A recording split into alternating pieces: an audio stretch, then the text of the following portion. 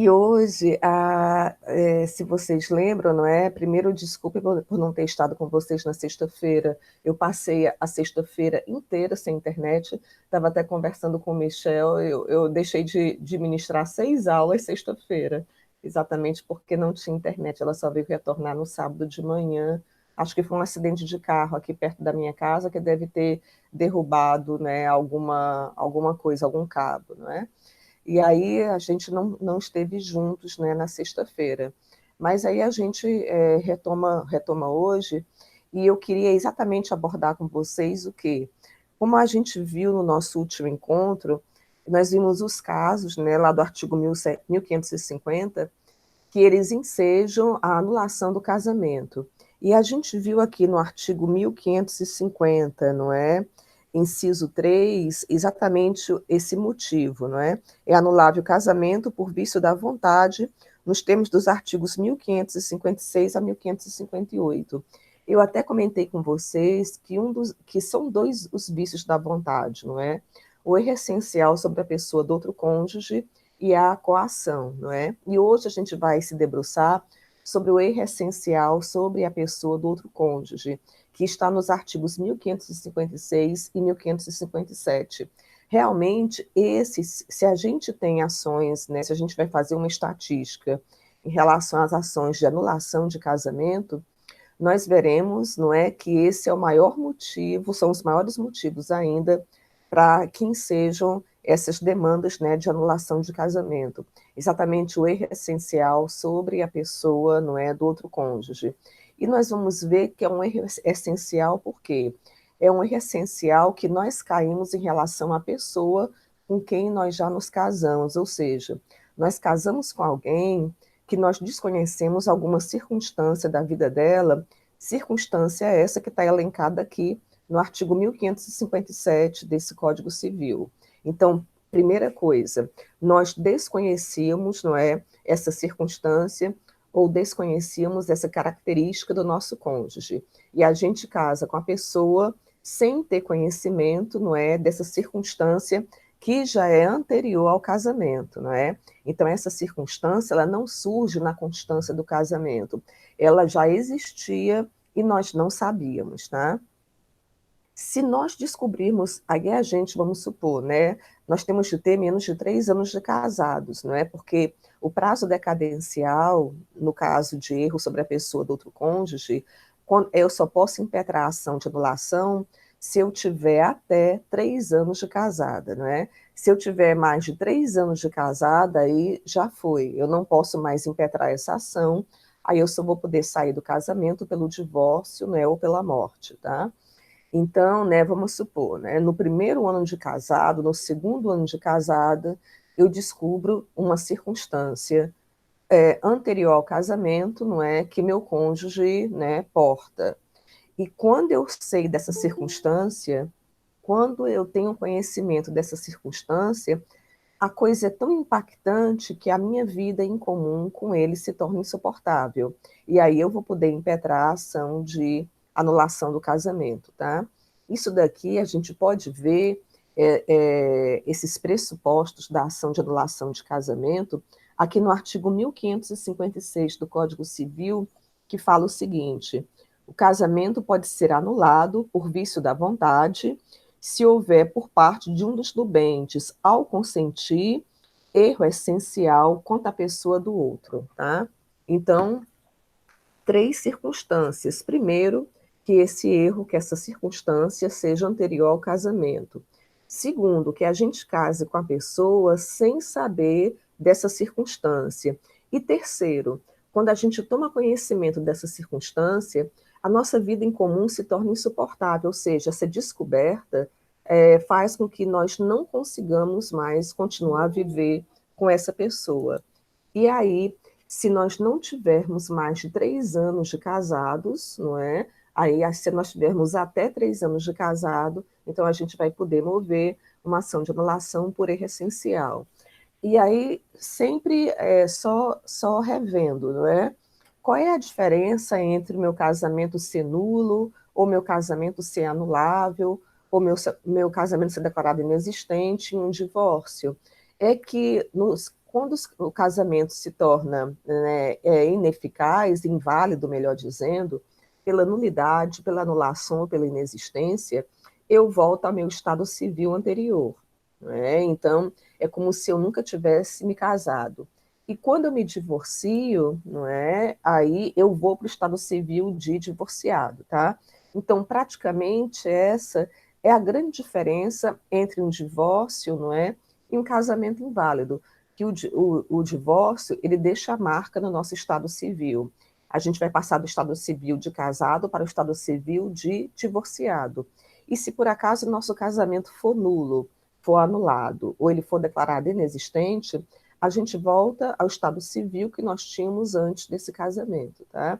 Então, em relação a efeitos, esse daí seria o principal. Posteriormente, quando eu tratar de alimentos, eu também vou falar numa diferenciação em matéria, não é, do direito a ter pensão alimentícia, tá? Pós-divórcio, pós-nulidade, inexistência ou casamento anulado, tá? E agora, queridos, no artigo 1557, o legislador ele vai dizer que erros essenciais são esses, ou seja, o que eu posso levar ao conhecimento do juízo de família para anular o meu casamento por erro essencial sobre a pessoa do outro cônjuge. Eu já vou dizer para vocês que isso daqui talvez seja o momento mais constrangedor que nós tenhamos, né, em direito das famílias. Por quê? Porque vocês vão ver que esses erros essenciais, eles são de cunho muito íntimo, não é? E eu vou levar todas essas circunstâncias ao conhecimento do juízo de família. Então, vocês podem já imaginar como essas situações aqui são constrangedoras, tá? E só salientando que o artigo 1557, o inciso 4, ele foi revogado, tá? Talvez, às vezes, a gente pega um Código Civil, né, que ele seja de uma edição um pouco mais passada, e a gente vai ver o artigo ainda escrito, tá? Mas realmente ele foi revogado pelo Estatuto da Pessoa com Deficiência. Que esse inciso 4 dizia? Que eu podia anular meu casamento por erro essencial se eu descobrisse que o meu cônjuge, por exemplo, ele sofria de uma enfermidade mental, né? Por exemplo, eu casava com alguém que eu achava até que a personalidade era bem interessante, só que no transcorrer do casamento a personalidade ia ficando cada vez mais interessante, e eu descobria que realmente a pessoa que eu me casei era bem interessante porque ela sofria de uma enfermidade mental. Isso era motivo, né, até 2015, para eu anular meu casamento por erro essencial. Mas o Estatuto da Pessoa com Deficiência, ele revogou esse inciso 4, não é? Porque, como eu até mostrei para vocês, ainda em sala de aula, eu mostrei até para vocês o artigo 6º do Estatuto da Pessoa com Deficiência, e a gente sabe o quê? Que independentemente da deficiência de alguém, seja uma deficiência física, sensorial, seja uma deficiência mental, uma deficiência intelectual, qualquer que seja, a pessoa pode casar, ela pode constituir união estável, ela pode adotar ou ser adotada, ela pode exercer guarda ou tutela, ela tem o direito ao livre planejamento familiar, é proibido, não é, qualquer procedimento que leve à esterilização, tá? Então, ninguém hoje, né, por enfermidade mental, vai ser obstado, não é, de casar. A gente viu até também, né, que o legislador ele era muito preconceituoso em relação às enfermidades mentais, mas com o Estatuto da Pessoa com Deficiência, revisando o artigo 1548, inciso 1 do Código Civil, foi revogado, que dizia o quê? Que poderia ser nulo o casamento contraído pelo enfermo mental, sem o necessário discernimento para os atos da vida civil. Então, esse artigo 1548, inciso 1, ele já é revogado pelo Estatuto da Pessoa com Deficiência, e também o artigo 1557, inciso 4, que dizia que se eu descobrisse que o meu cônjuge tinha uma enfermidade mental, eu poderia anular meu casamento por erro essencial. Então, a enfermidade mental, ela não vai ser mais, não é? A enfermidade mental não vai constituir mais nenhum obstáculo para o casamento, seja em que patamar ela for. Realmente, a gente tem de ter em mente o quê? Se a pessoa pode expressar a vontade dela, então ela vai poder casar, tá? Aqui é essa. Oi, Sinara, bom dia. O Felipe aqui, professora, tudo bem? A, a ocultação de esterilidade constitui erro essencial? Sim, Felipe, constitui. Aí eu vou falar já já, assim que eu começar a abordar aqui os artigos propriamente ditos, né, do 1557, tá? Aí eu vou falar exatamente sobre a questão da esterilidade, tá? Então, aqui o artigo 1557, queridos, ele vai dizer o seguinte: considera-se erro essencial sobre a pessoa do outro cônjuge. Primeiro, o que diz respeito à sua identidade, sua honra e boa fama, sendo esse erro tal que o seu conhecimento ulterior torne insuportável a vida em comum ao cônjuge enganado, né? Então, como eu vinha falando para vocês, esse erro ele tem de ser pré-existente ao casamento. Nós temos de descobri-lo na constância do casamento, contando que esse casamento não tenha mais de 3 anos de existência, e quando a gente descobre esse erro, a nossa vida em comum torna-se insuportável. Então, esses são os 3 pressupostos para a gente impetrar uma ação de anulação de casamento, tá? E o primeiro erro que o legislador fala, aqui no artigo 1557, ele vai dizer o erro quanto à identidade, tá? Aí eu vou dizer para vocês que nós temos, né, na história do nosso direito, vários erros quanto à identidade, não é, já foram levantados, tá? Tanto que os doutrinadores, eles dividem a identidade em 2 aspectos, né? O erro quanto à identidade física e o erro quanto à identidade civil, né? E são coisas bem interessantes. O erro quanto à identidade física é dificílimo da gente constatar nos dias atuais. Por quê? Isso era mais comum quando os casamentos aqui no Brasil, eles só eram celebrados na forma religiosa, isso antes da nossa proclamação da República, não é? Que ela colocou que o casamento válido a partir de então seria o civil. Então a gente vai ver, não é? Que durante mais ou menos, né, uns 200, mais de 250 anos aqui no Brasil, nós só tínhamos o quê? Casamento religioso, tá?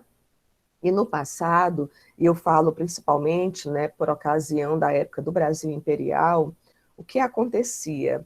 Era comum nos casamentos religiosos, não exatamente, que a noiva ela entrasse na igreja com um véu cobrindo o rosto dela, né? E quanto mais rica a noiva fosse, não é, mais rendado seria esse véu e mais difícil seria alguém ver o rosto dela sob aquele véu.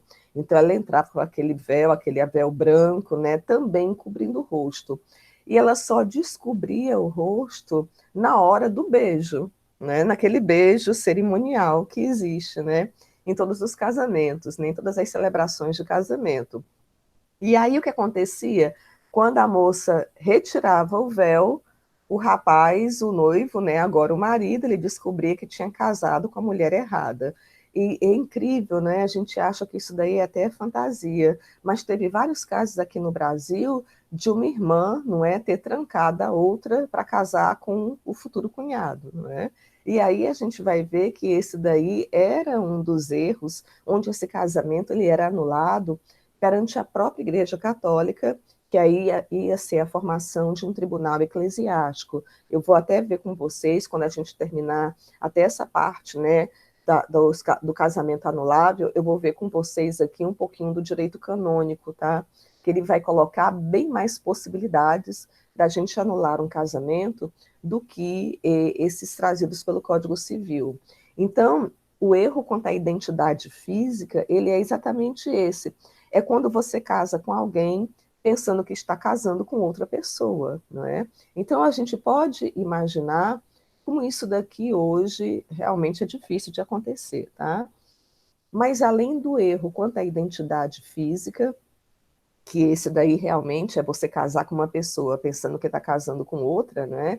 Nós temos o erro quanto à identidade civil. E esse pode ser, né? Ele é mais comum, tá? Desculpe. E esse é mais comum. Por exemplo, né? Vamos supor que eu seja uma mulher católica, mas muito fervorosa, tá? Que eu pense o seguinte, né? O que Deus uniu, o homem não separa. Então, para mim, eu não creio no divórcio. E eu me caso hoje com um homem, achando que ele é solteiro ou ele é viúvo, tá? Tudo bem. Aí eu me caso com ele. Aí, em até 3 anos do casamento, da celebração do casamento, eu descubro, não é, que o homem que eu me casei, ele não era solteiro, nem ele era viúvo. Ele era o quê? Divorciado. E pela minha fé, eu não creio no divórcio. E eu fico tão impactada que, para mim, né, subjetivamente, eu estou vivendo com alguém casada, porque ele casou, vamos supor que ele tenha casado perante uma igreja, e além de casar no civil, e qual é a minha crença? O que Deus uniu, o homem não separa, né? Então eu fico tão impactada com isso daí, que eu realmente levo isso ao conhecimento do juízo de família e vou impetrar uma ação de anulação de casamento por erro essencial quanto à identidade civil dele. Muitos de vocês podem dizer, né, mas isso seria um detalhe. Isso daí, será que caberia realmente uma anulação? Aí tudo vai depender do impacto, não é, emocional que eu conseguir transmitir ao juízo de família. Mas eu poderia sim anular meu casamento, né, por erro essencial quanto à identidade civil, não é, do meu cônjuge. E até uma coisa menor, por exemplo, eu penso que estou casando com um homem que ele é solteiro e depois eu descubro que ele é viúvo, não é? A depender do impacto que eu possa levar ao juízo, talvez eu consiga anular o meu casamento, né, por erro essencial, tá? E o que está na jurisprudência também, quanto à identidade civil, apesar dessa situação nunca ter mudado a identidade civil, porque quando eu falo em mudar a identidade civil, um erro quanto à identidade civil, é um erro que impactou no meu estado civil, tá? Mas a jurisprudência, porque a gente realmente pode utilizar a analogia em matéria civil, ela também já coloca o quê? Que o erro contra a identidade civil seria a questão do sacerdócio. Por exemplo, eu me caso com um homem que ele é solteiro, tudo bem. Mas aí, na constância do casamento, se não tiver mais de 3 anos, né, de casamento, na fluência desses 3 anos, eu descubro que ele é um ex-padre, que ele fez os votos perpétuos e depois ele conseguiu, até, não é, perante o Vaticano, a dispensa desses votos perpétuos, e aí depois nós nos conhecemos e eu me casei com ele. Dependendo da minha fé, eu posso muito bem achar que eu estou em pecado, né? Porque eu me casei com um padre, olha aí, né? Eu estou no nono círculo, né, do inferno de Dante, tá? Então, apesar do sacerdócio ele não impactar o estado civil, mas eu posso levar por analogia isso daí, tá? Então, né, a gente já começa a observar que esses erros essenciais, né, contra a pessoa do outro cônjuge, eles podem, né, se multiplicar exatamente porque a gente pode utilizar a analogia, tá? Então, o primeiro erro essencial que o Código Civil coloca no artigo 1557, inciso 1, é o erro quanto à identidade, que tanto ela pode ser civil como ela pode ser exatamente, não é, física, tá?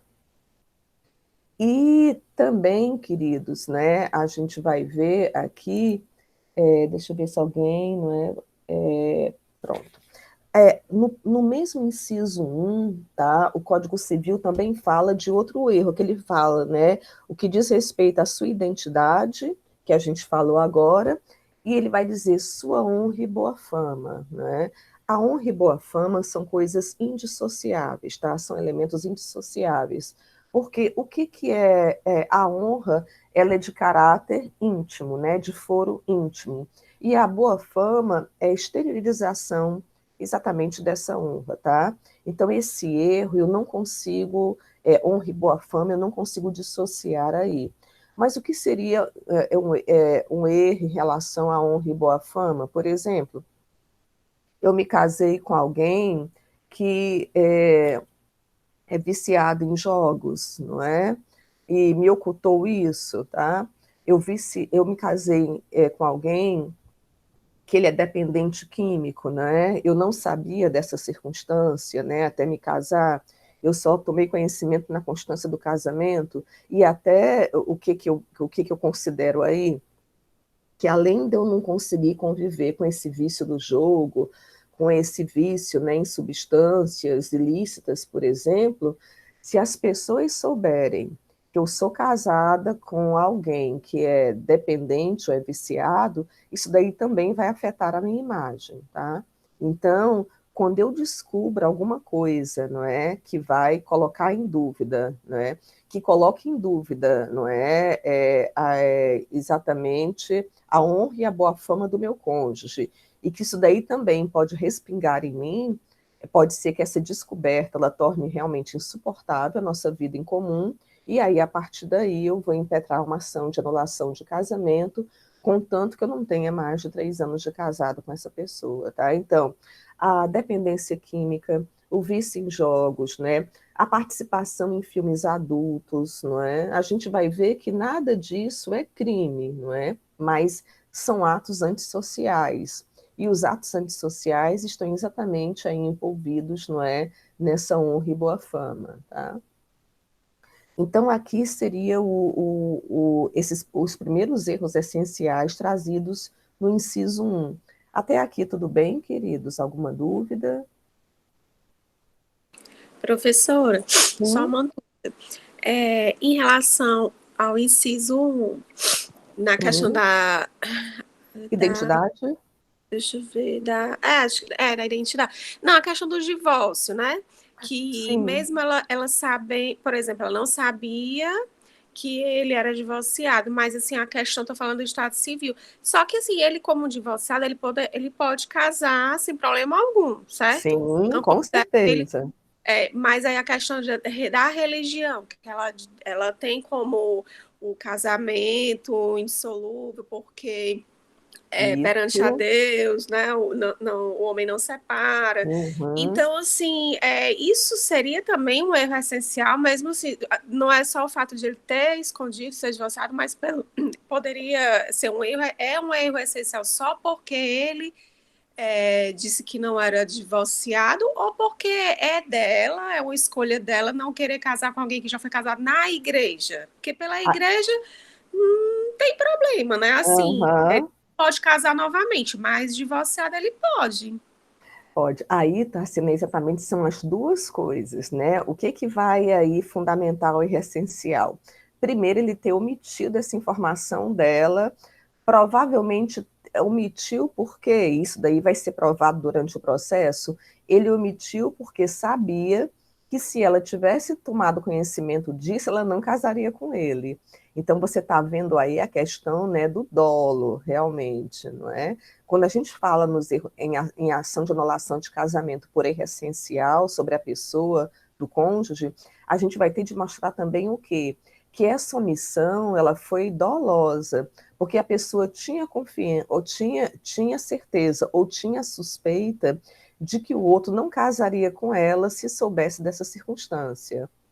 E aí, não é? E omitiu por quê? Porque sabendo, já pressupunha que ela não casaria. E quando descoberto, né, a coisa era tão forte que a vida em comum se tornou insuportável. Então, você sempre vai ter de provar o quê?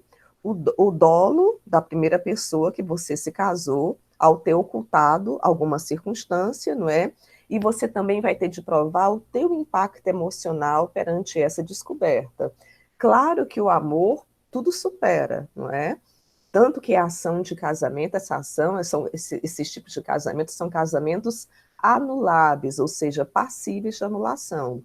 Pode ser que o sentimento que a pessoa tenha pelo outro no momento da descoberta, ele seja tão forte que supere realmente essa traição, aqui aspiada, né? Colocando aqui entre aspas, tá? Mas pode ser que não. Aí você vai ter de levar exatamente todos esses elementos, essa carga emocional aí, para o juízo de família, né, apreciar, tá? Ficou claro? Ficou mais claro? Ou ficou sim, viu? Pelo fato de ele ter enganado a Hum, pessoa, né? Ela, hum, de tudo, né? Não é de só. tudo, Entendi, entendi. tá? Aí, o inciso 2 do artigo 1557, ele vai trazer outros motivos para anulação do casamento por erro essencial, né? Ele vai dizer o seguinte, né? Considera-se erro essencial sobre a pessoa do outro cônjuge, inciso 2, a ignorância de crime anterior ao casamento, que por sua natureza torna insuportável a vida conjugal. Olha, a ignorância de crime. E o interessante que o legislador aqui, ele não exige que tenha havido uma prévia condenação criminal. Isso daqui, até vários doutrinadores colocam, né, de duvidosa constitucionalidade, por quê? Porque nós temos o princípio constitucional da presunção de inocência. Olha como eu posso complicar aqui a vida do meu cônjuge, por exemplo, né? Para mim, vamos supor que eu me casei com um homem achando que ele não tinha cometido, não é, nenhuma infração de trânsito, quanto mais, né, um crime, tá? Então, né, eu me caso com ele, aí no primeiro ou segundo ano de casamento eu tomo conhecimento, pode ser até por uma confissão dele próprio, que ele matou uma outra pessoa, não é? Antes de casar comigo, tá? Eu fico tão impactada com isso que eu vou fazer o quê? Eu vou bater na porta do juízo de família, né, representada pelo meu advogado, peticionando o quê? Anulação de casamento por erro essencial, baseada aqui, não é, como diz aqui o inciso 2, não é, no cometimento de crime. Aí eu vou levar na minha, claro que na minha petição inicial, é claro que é o rito comum, não é? E eu posso fazer prova posteriormente, posso pedir a juntada posterior de documentos, por exemplo, mas eu já tenho de levar para o juiz elementos, né, que venham comprovar, pelo menos, algum indício para que essa ação de anulação de casamento ela seja realmente impulsionada, tá? E olha aí como é que eu posso complicar a vida do meu cônjuge, porque até então ele não tinha sido identificado como autor daquele homicídio. Se esse homicídio não prescreveu, aí o que, que vai acontecer? O MP, ele faz parte dessa ação de anulação de casamento, e aí o que, que vai acontecer quando ele vê elementos suficientes de prova, não é, para investigar isso daí, e esse crime ainda não prescreveu? Ele vai representar contra o meu marido. Então, além de eu poder obter, não é, anulação de casamento, não é, também pode ser que ele seja condenado criminalmente. A única coisa, né, que poderia obstaculizar realmente essa minha ação de anulação por esse inciso 2 do artigo 1557 seria se ele fosse a julgamento e fosse declarado o quê? Inocente, porque nem a prescrição do crime o salvaria da anulação de casamento, não é? Só mesmo se ele fosse julgado e ele fosse realmente, não é, que fosse verificada a inocência dele, que nós sabemos, né, que o direito penal ele busca a verdade real, enquanto o direito civil ele busca a verdade processual. E nós sabemos o quê? Que uma sentença na seara penal, né, nesse caso aqui, ela tem realmente, não mais poder, não é, do que uma sentença do cível, não é? Mas olha como é que eu posso realmente complicar a vida do meu cônjuge, não é? Se ele nunca tivesse sido identificado como autor desse crime. E o pior é que o inciso 2 do artigo 1557, ele não fala que tipo de crime é esse, não. Ele vai dizer o quê? A ignorância de crime anterior ao casamento, que por sua natureza torna insuportável a vida conjugal. É, Aí eu poderia levar, eu falei aqui em homicídio, né, porque realmente é um crime muito sério, mas até coisas de menor potencial ofensivo, e que são tipificadas como crime, eu poderia levar ao conhecimento do juízo de família para exatamente anular o meu casamento, por exemplo. Vamos supor que eu tivesse sido criada num ambiente de muita violência doméstica, não é? Que meu pai, ele era muito agressivo, ele brutalizava realmente a minha mãe, tá? Então, eu tenho horror a qualquer tipo de violência, não é? Eu não consigo conviver com ninguém que possa cometer um comportamento violento. E eu me caso com um homem, não é? E eu descubro na constância do casamento, até o terceiro ano, que ele praticou já uma lesão corporal contra alguém antes de casar comigo. Aí pode ser, não é, que isso daí, a lesão corporal é um crime, né? Pode ser até que tenha sido uma lesão corporal, não é, de natureza mediana, nem precisaria ser grave, mas eu levando para o juiz esse impacto emocional, não é, desse conhecimento, não é, do crime praticado pelo meu cônjuge, eu poderia conseguir anular meu casamento, mesmo que esse crime fosse de menor potencial ofensivo. Então, vocês estão vendo como esses artigos aqui, eles são repletos realmente, né, de subjetividade, tá? E o pior, não é? Eu posso levar aqui no cível, não é? Nessa ação no cível, eu posso levar elementos, não é? Que possam até ocasionar o quê?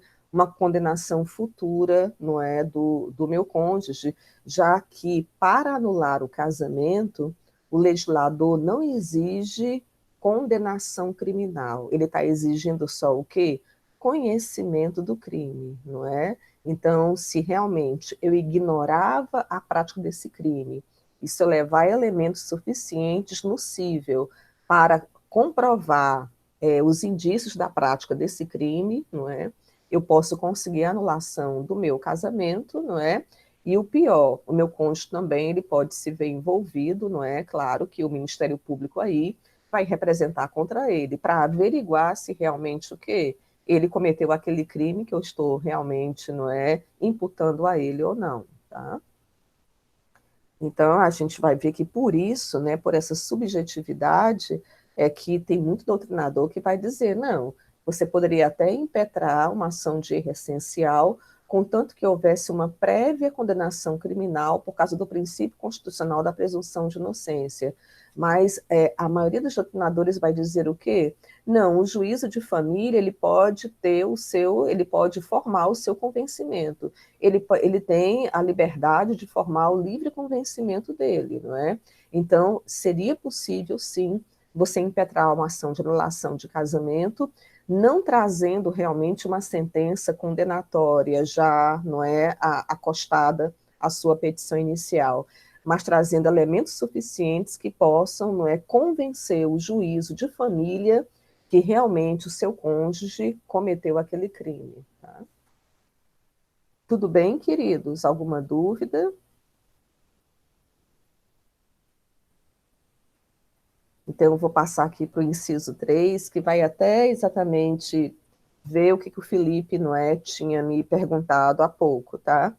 A gente vai ver o terceiro grupo, não é, de motivos que podem ser já anulação de casamento por erro essencial. Como diz aqui, considera-se erro essencial sobre a pessoa do outro cônjuge, inciso 3, a ignorância anterior ao casamento de defeito físico irremediável, que não caracterize deficiência, né, ou moléstia grave transmissível por contágio ou herança, capaz de pôr em risco a saúde do outro cônjuge ou de sua descendência, tá? Então, vamos aqui à primeira parte do inciso 3, não é? A ignorância anterior ao casamento de defeito físico irremediável que não caracterize deficiência. Olha, defeito físico irremediável que não caracterize deficiência. Então, por exemplo, né, quando é que eu não posso anular por defeito físico irremediável? Né? Porque eu só posso anular meu casamento por um defeito físico irremediável que não caracterize deficiência. Aqui é até difícil. Por exemplo, o que o Felipe perguntou para mim aqui, não é? Professora, a ocultação de esterilidade constitui erro essencial? Sim, Felipe, não é? Porque é um defeito físico irremediável, mas que não caracteriza deficiência, ou seja, que não externa deficiência, que não aparenta deficiência, tá? E a gente vai ver que esterilidade é uma delas. Por exemplo, eu me caso com um homem e ele sabia que eu queria ter meus 10 filhos, não é? Na constância do casamento.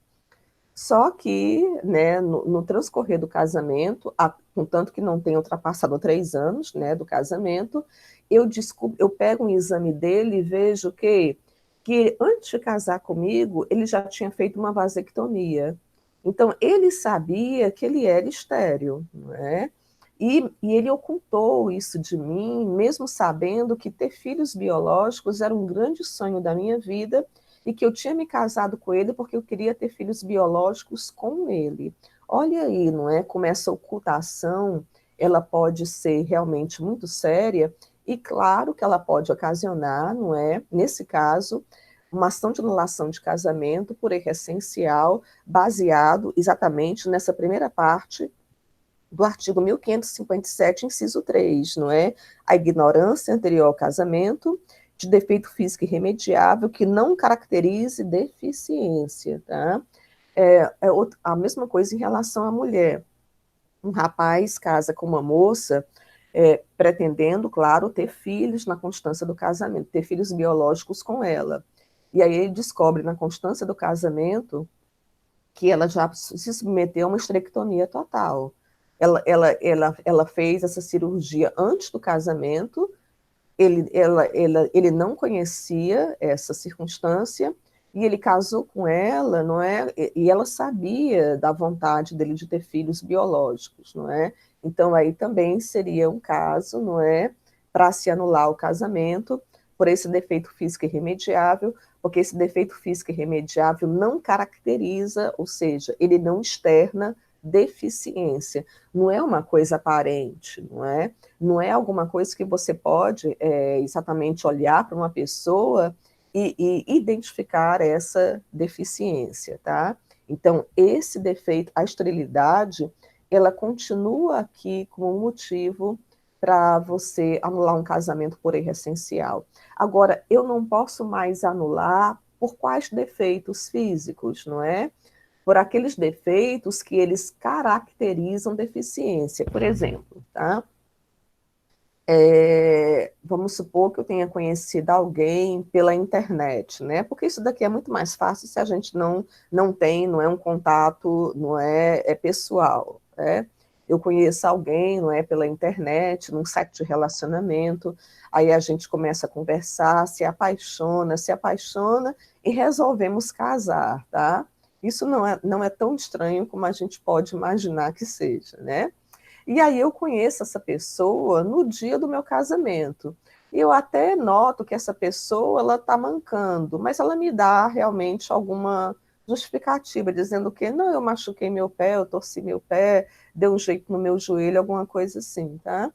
E após o casamento, não é? Vamos supor até que essa pessoa, né, logo após o casamento, a gente também nem possa ficar juntos, porque ela tenha de viajar logo em seguida, ou que a gente possa ficar. E aí eu descubro, não é, agora que eu tenho um conhecimento pessoal, não é, que estou cara a cara com essa pessoa, eu descubro, não é, que realmente ela tem uma prótese mecânica, que realmente aquele manquejar que ela tinha, ele realmente é por conta, não é, de uma amputação que a pessoa passou, e isso realmente é um defeito físico irremediável que caracteriza a deficiência. Claro, esse defeito físico, ele caracteriza o quê?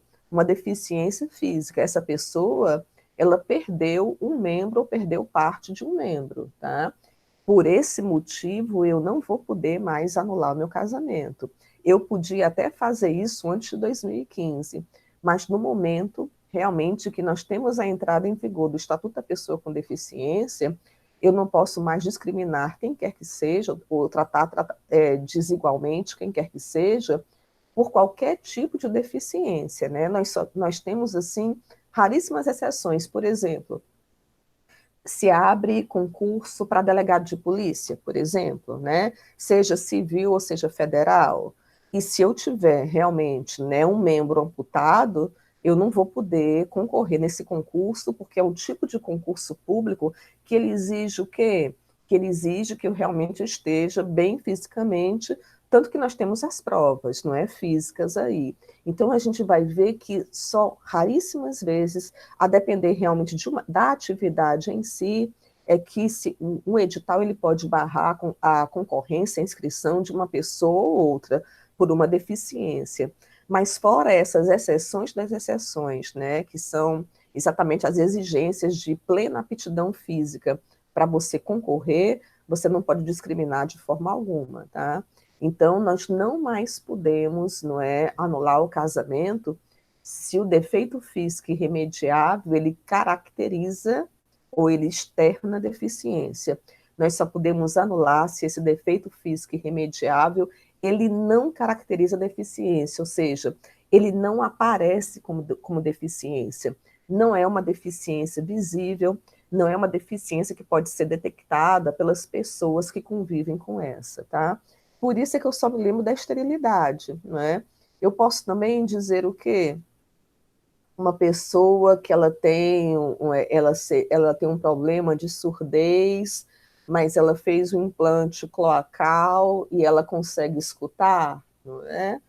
Aí, tudo bem. É um defeito físico irremediável, a surdez, mas que não caracteriza deficiência, porque ela consegue estudar plenamente, ela consegue escutar plenamente com um implante cloacal que ela teve, não é?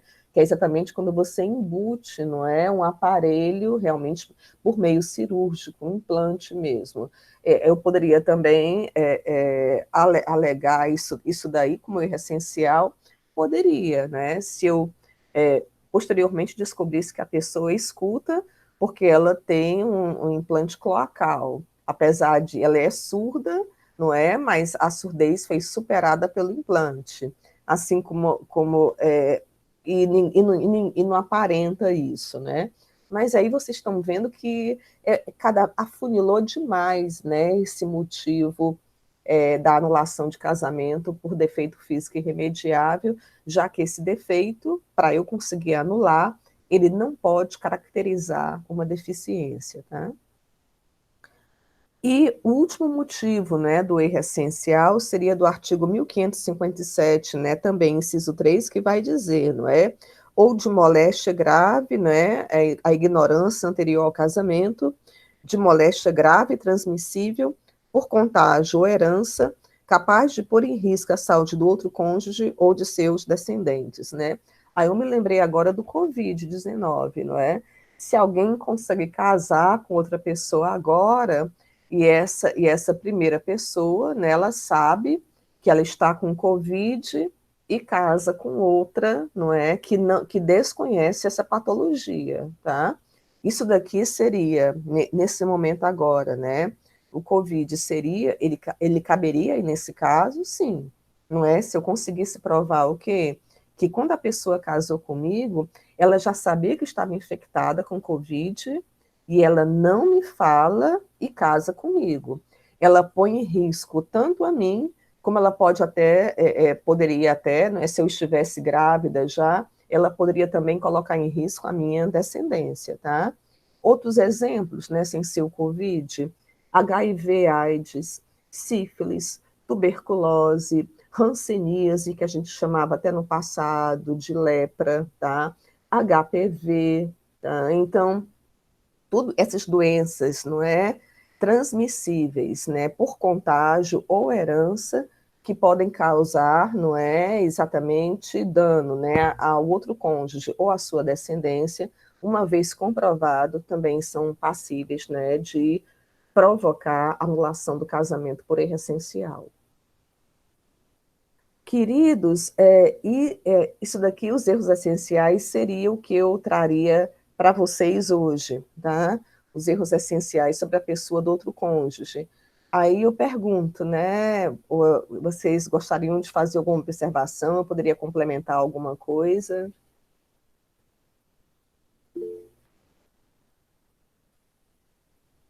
Ah, sim, diz, Felipe, pode dizer.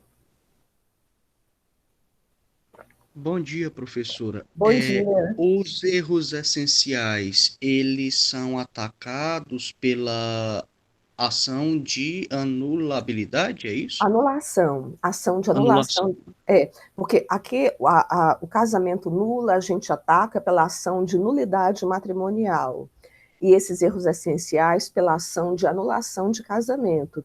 E eu sempre gosto até que na inicial a gente especifique bem, não é? Ação de anulação, por quê? Porque, né? Ação de anulação de casamento por erro essencial sobre a pessoa do outro cônjuge, ou então ação de anulação de casamento por vício da idade, que a gente vai ver, não é, ainda essa semana, tá? Então eu sempre acho interessante a gente especificar para o juízo de família já saber, tá? Eu até venho comentando isso com vocês, né? E a gente vai tratar disso, é matéria que a gente vai ver ainda de forma bem pormenorizada, a ação de alimentos, né? Tem muitas pessoas que só colocam, por exemplo, né, ação de alimentos. Isso daqui não quer dizer muita coisa, né? Isso quer dizer o que, ação de alimentos? Eu estou pedindo alimentos, né, pela primeira vez, ou então eu estou pedindo para rever os alimentos, seja para majorá-los, seja para reduzi-los, ou seja para exoneração. Então, tudo isso daí estaria nessa coisa, não é, no sentido genérico, não é, de uma ação de alimentos, tá? A mesma coisa, e eu acho interessante a gente sempre dizer para o juiz, com o nome da nossa ação, aqui a gente vem, não é? Então, se você coloca só ação de anulação de casamento, muitas vezes o magistrado já fica irritado. Ah, meu Deus, eu vou ter de ler agora os fatos para já saber do que se trata, né? Então, né, seria interessante que a gente especificasse já, né? Se é ação de nulidade matrimonial, é porque realmente eu vou colocar o que ali na minha peça? Um impedimento matrimonial, um casamento que foi realizado com a inobservância de um impedimento matrimonial. Agora, se for ação de anulação, pelo menos o juiz sabe, né, que a ação de nulidade matrimonial é só, então tem algum impedimento matrimonial ali que eu vou levantar. Mas se eu colocar ação de anulação de casamento, a gente vai ver tantos motivos no artigo 1550, por isso é que era bom, é sempre bom a gente especificar ação de anulação de casamento e aí já citar no nome da ação, qual seria o vício aí do casamento.